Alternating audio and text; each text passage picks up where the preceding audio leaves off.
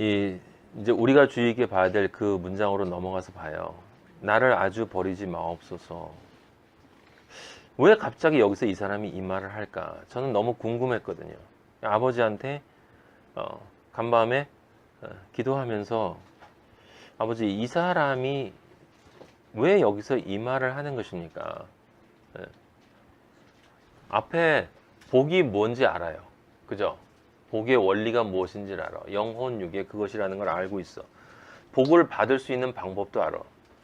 그리고 도와달라고 기도를 하는 걸 보면 복을 받으려는 간절함도 있어. 그런데 나를 아주 버리지 말래. 그건 뭐냐면 그걸 지키지 않았다는 뜻이야.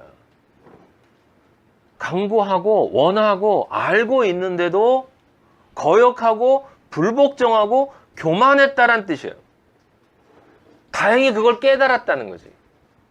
다행히 그걸 깨달았다는 거야. 그러니까 내가 한 짓을 내가 아는데요, 아버지. 나는요, 아버지가 나를 버려도 할 말이 없는 존재예요. 왜냐하면 다 알고 내가 실제로 원한다고 얘기하면서도, 그리고 그렇게 당신에게 강구를 했는데도 실제 내 인생을 보고 내 매일 하루 24시간을 보면 절대로 그렇지 못한 나의 모습을 내가 봤을 때 나는 버려져야 당연한 존재인데,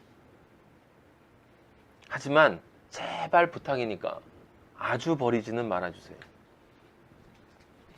이 사람은 지금 자신의 그 영적인 실존에 대해서 처절하게 자각하고 있는 거예요.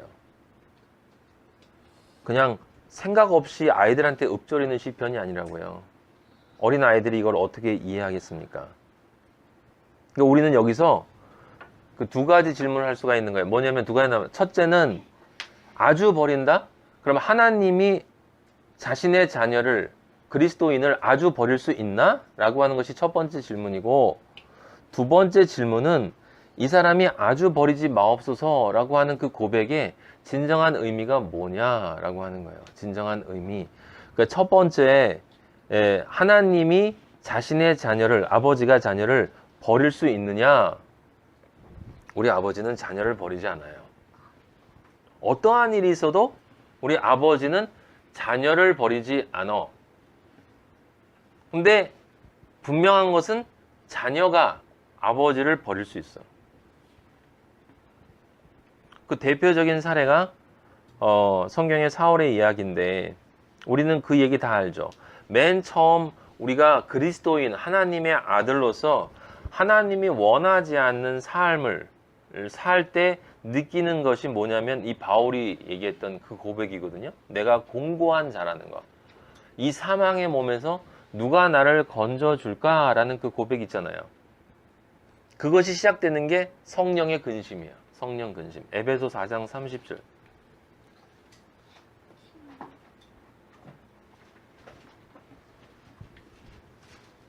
하나님의 성령을 근심하게 하지 말라. 하나님의 성령을 근심하게 하지 말라.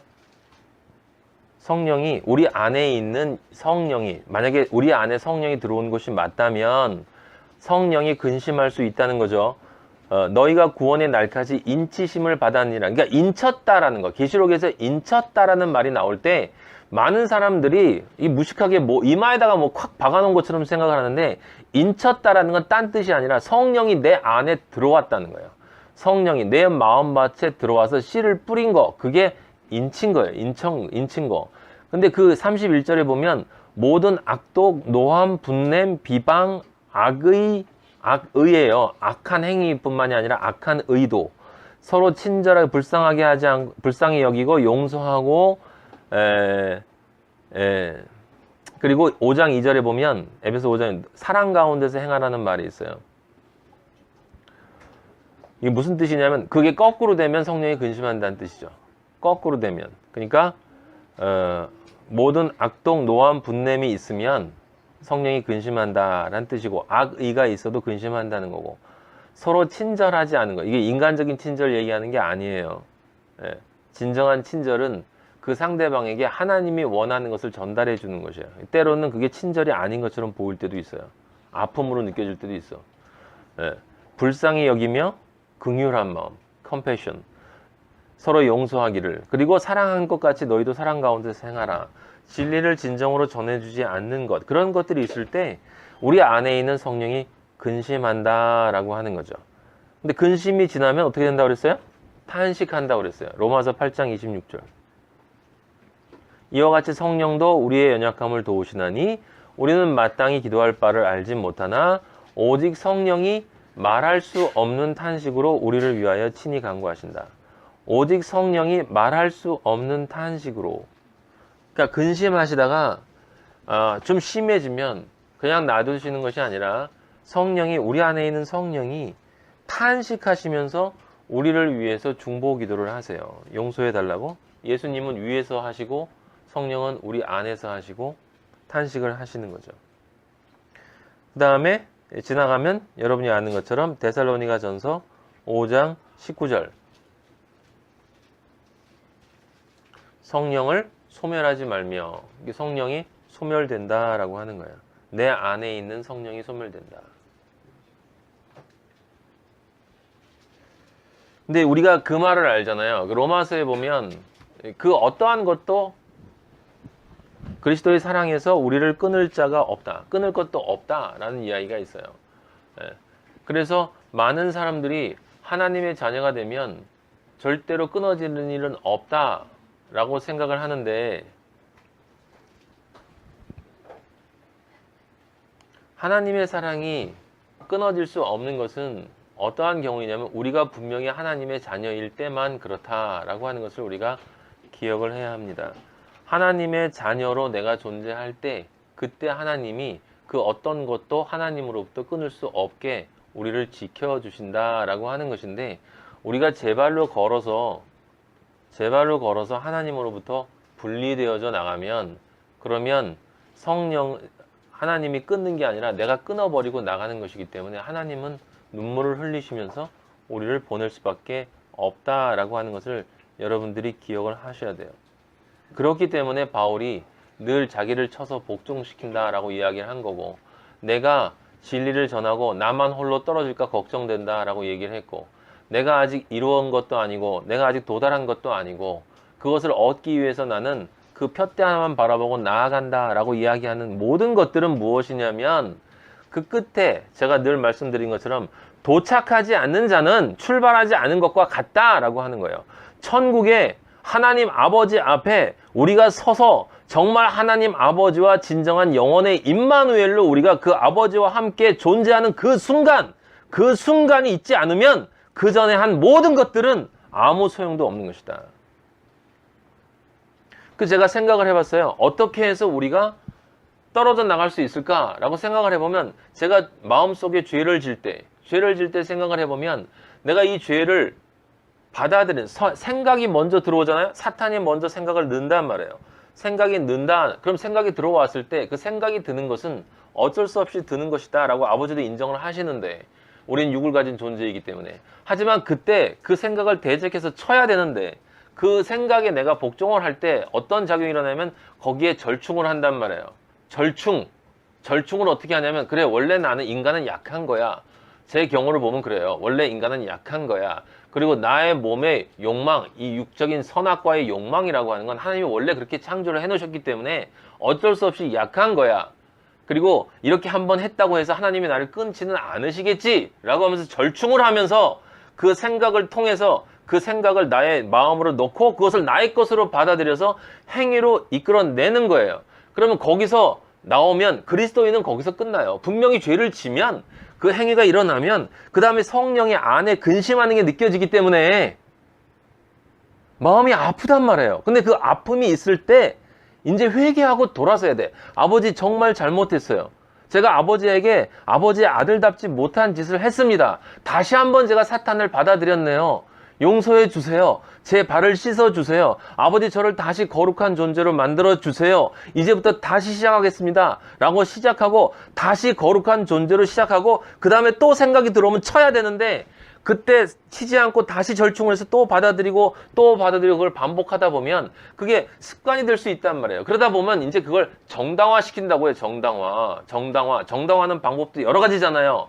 믿음을 가진 자는 반드시 믿음으로만 구원받는다고 했는데, 행위가 믿음의 구원의 조건은 아니니까 믿음이 있으면 구원받는 거야. 그건 당연한 거야. 그리고 인간도 나도 인간으로 몸이 있기 때문에 당연히 사는 동안은 삶의 무엇인가를 즐길 수 있는 그 정도는 아버지가 허락하시는 것 아니겠냐고 이런 식으로 하면서 계속 그거를 받아들이게 되는 거예요. 그럼 어떤 일이 벌어지겠습니까? 원래 성령이 들어오기 전에 내가 온전히 회개를 하고 온전히 회개를 했기 때문에 내 옛자의 마음이 싹 그 흔적만 형상만 남고 실제 그 물질적인 자취들은 다 사라져서 깨끗한 상태인데 사탄이 생각을 넣어줬을 때 그 생각을 내가 받아서 이렇게 받은 다음에 다시 회개를 하고 씻어버리면 깨끗해지는데 그것을 씻지 않고 받아들이고 하나씩 하나씩 차곡차곡 넣다 보면 그러면 이제 아버지가 더 이상 거주할 수 없는 공간이 돼버린다 이 말이에요. 그럼 성령이 떠나실 수밖에 없는 거야. 그것이 바로 뭐냐면 내가 아버지를 떠나는 거예요. 그래서 바울이 디모데서에서 처음 내가 진리를 전하기 위해서 변증하러 다닐 때 하나님의 말씀을 진리를 전할 때 나와 함께 했던 모든 자들이 다 떠나고 누가만 남았다고. 누가만 남고 다른 애들은 다 떠났어. 디모데한테 춥다, 외롭다. 인간적으로는. 하지만 그 뒤에 보면 하지만 하나님이 나와 함께 계시기 때문에 하나님의 기쁨이 하나님의 평강이 나와 함께 하기 때문에 나는 아무 문제 없다라는 거죠. 중요한 건 그들이라는 거예요. 그래서 거기서 그들을 용서하시기를 바라노라 라고 바울이 기도를 하는 것을 볼 수가 있단 말이에요.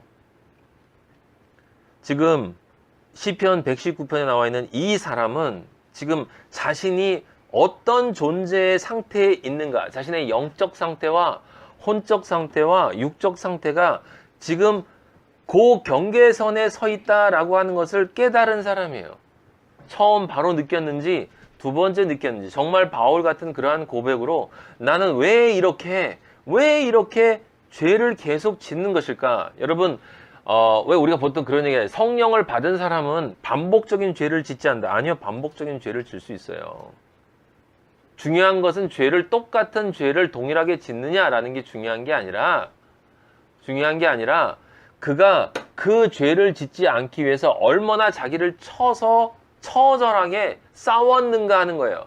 그 싸웠는가 하는 것의 정도에 따라서 그 죄를 졌을 때 그가 느끼는 고통의 양이 비례해요.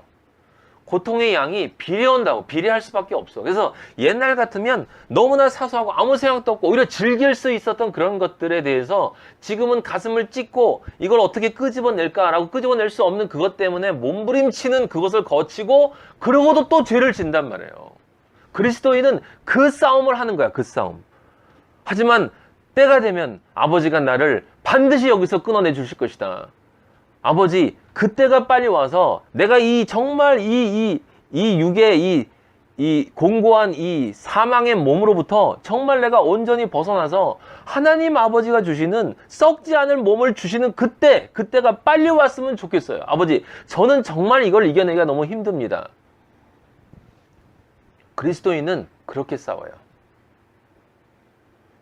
그렇게 싸워서 7번 넘어질 거 다 넘어지고 그게 언젠진 몰라. 중요한 건 그런 싸움이 있는 거예요. 아무 생각 없이 죄 짓고 좀 양심의 가치 그래도 뭐 인간이 약하니까 그거는 아니야. 여러분이 내 안에 성령이 나를 이끌어 가시는가 이끌어 가지 않으시는가를 느낄 수 있는 가장 좋은 방법은 죄를 져보는 거예요. 여러분이 죄를 져보세요. 당연히 죄를 짓지. 매일 짓지. 저도 어저께 마음으로 죄를 진 것이 있어서 밤에 아버지가 그걸 느껴주게 하신 것 같아. 오늘 말씀을 위해서 제가 그걸 느꼈어요. 죄를 져보면 마음속에 일어나는 죄를 내가 경험을 하면 그리스도인은 그 안에 성령이 어떻게 탄식하는가가 느껴져요. 내가 어떻게 지금 사탄에게 농락당했는가가 느껴지기 때문에 그걸 견뎌내지 못한단 말이에요. 그게 내 안에 성령이 있다라는 증거예요. 인간의 육신적인 양심의 가책이 아니라 이게 그래도 교회 다니는데 내가 교인인데 이렇게 살면 안 되는데 참 좀 바르게 살아야 되는데 정말 마음이 아프네요.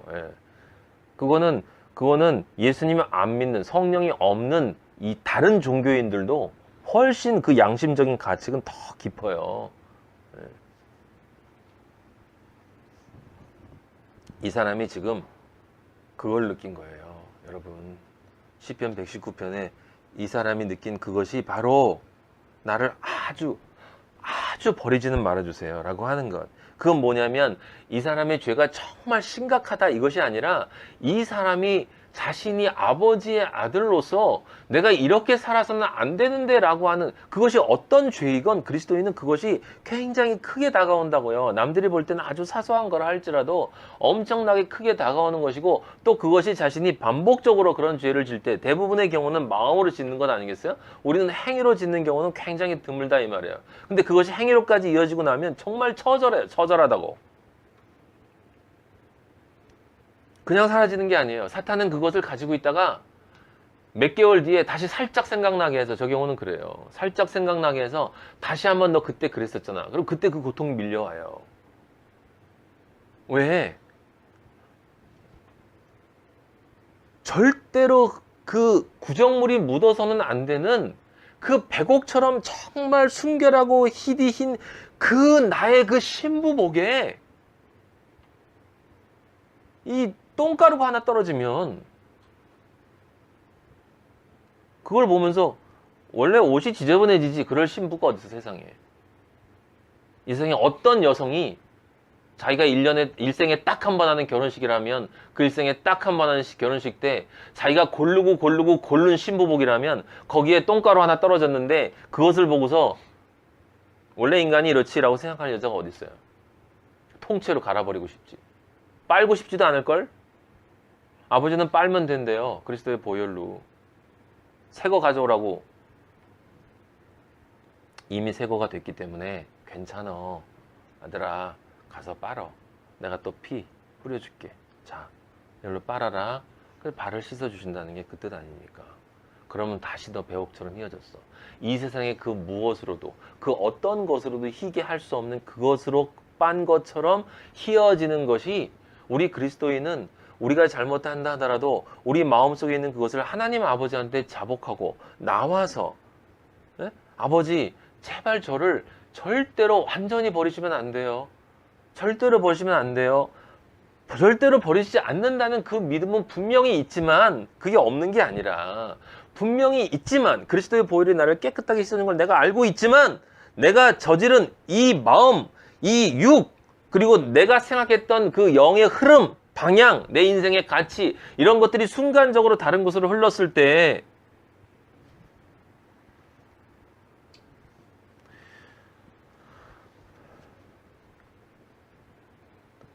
학생이 선생한테 이렇게 눈치 보잖아요. 그죠? 잘못하면. 여러분들이 혹시 마음속에 잘못했다는 것이 느껴질 때 제 눈치를 보십니까? 그럼 여러분이 잘못하는 거야. 근데 가끔 보면 그런 게 느껴져. 내 눈치를 보는 것 같은 느낌이 들어요. 내가 뭔데? 난 쓰레기예요. 그리스도의 보혈로 씻어져서 성령, 내 안에 계신 성령이라는 것만, 성령이라는 그 아버지만 내 안에서 싹 빠져버리잖아요.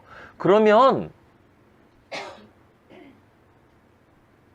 저도 냄새나서 가까이 하기 싫은 존재라고요. 그 성령이, 내 안에 계신 그 성령이 나라는 이 존재를 그렇게 아름답게 아버지의 아들로 만들어 주신다라는 것을 생각하는 것은 내가 어디서 떨어졌나를 잊어버리지 않는 것과 연결되어진 거예요.